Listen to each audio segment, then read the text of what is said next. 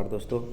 अभी मैं आप लोगों के बीच पंचायती राज व्यवस्था जो कि सभी एग्ज़ाम के लिए काफ़ी महत्वपूर्ण है, इससे रिलेटेड हर एग्ज़ाम में एक न एक क्वेश्चन हर हाल में रहता है। तो पंचायती राज व्यवस्था में लॉर्ड रिपन द्वारा 1882 ईस्वी का संकल्प स्थानीय स्वशासन के लिए मैग्ना कार्टा का हैसियत रखता है। लॉर्ड रिपन को भारत के स्थानीय स्वशासन का पिता कहा जाता है, जो कि काफ़ी इम्पोर्टेंट क्वेश्चन है। स्थानीय स्वशासन का पिता लॉर्ड रिपन।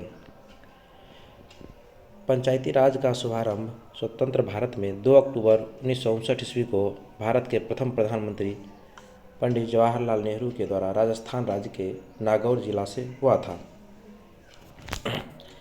आगे आप लोग पंचायती राज व्यवस्था एवं पंचायती राज में सुधार हेतु गठित समितियां: बलवंत राय मेहता समिति 1957 ईस्वी, अशोक मेहता समिति 1977 ईस्वी, पीवी के राय समिति 1985 ईस्वी, LM सिंघवी समिति 1986 ईस्वी, 64वां संविधान संशोधन 1989 और 73वां संविधान संशोधन 1993, जो कि काफ़ी महत्वपूर्ण है। 73वां संविधान संशोधन और अशोक मेहता समिति और बलवंत राय मेहता समिति। नेक्स्ट 11 अक्टूबर 1959 को पंडित जवाहरलाल नेहरू ने आंध्र प्रदेश राज्य में पंचायती राज का आरंभ किया। पंचायत को यदि किसी विधि के अधीन पहले ही विघटित नहीं कर दिया जाता है तो उसकी अवधि अपने प्रथम अधिवेशन के लिए नियत तारीख से 5 वर्ष होगी। यह अनुच्छेद 243 के अंग के तहत है, यानी कि पंचायती राज व्यवस्था का कार्यकाल 5 वर्षों का चुनाव होने के प्रथम अधिवेशन से 5 वर्ष का नियत किया जाता है। यदि एक किसी पंचायत में समय से पूर्व विघटित कर दिया जाता है तो उसका निर्वाचन 6 महीने के भीतर शेष बचे अवधि के लिए कराया जाता है, यानी कि 6 महीना से कम बचा हुआ हो तो उस अवधि के लिए कोई भी चुनाव नहीं कराया जाता है। अनुच्छेद 243 के 4 के अनुसार पंचायत का सदस्य बनने के लिए न्यूनतम आयु 21 वर्ष है, यानी कि मुखिया या फिर पंचायत से संबंधित किसी भी चुनाव में लड़ने के लिए न्यूनतम उम्र 21 वर्ष होना चाहिए। अनुच्छेद 243 के 4 के तहत 243 के 4 क्योंकि 21 वर्ष के लिए जो है ये 21 वर्ष निर्धारित करती है पंचायत का चुनाव लड़ने के लिए। 73वां संविधान संशोधन पंचायती राज से संबंधित है।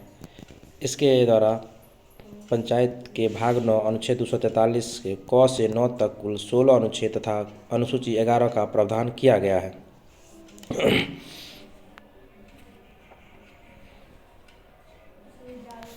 वर्तमान में इससे पहले हम वर्ष 1986 में गठित LM सिंघवी समिति की सिफारिशों के आधार पर 73वें संविधान संशोधन अधिनियम 1993 के द्वारा पंचायती राज को संवैधानिक दर्जा प्रदान किया गया।